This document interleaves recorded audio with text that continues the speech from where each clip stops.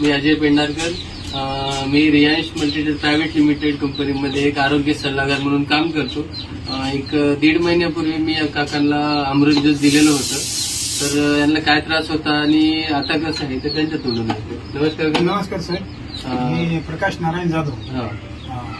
काय त्रास होता तुम्हाला? मला असा हरण्याचा त्रास होता. मला हरण्याचा अशी गाठ होती. ते गाठ म्हणजे असं मला खोकलताना असं पाय टाकताना त्रास होता.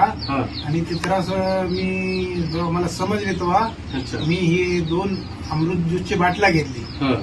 आणि ते मला आता पूर्णपणे असं मला एकदम कमी झाल्यासारखं कमी झालं. म्हणजे आता पहिल्यापेक्षा त्रास काय आहे का आता तुम्हाला? त्रास मला आता बिलकुल काही नाही.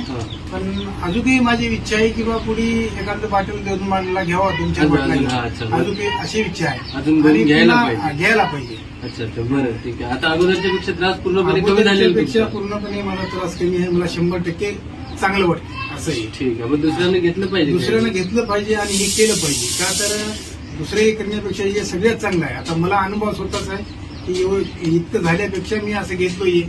मला धन्यवाद.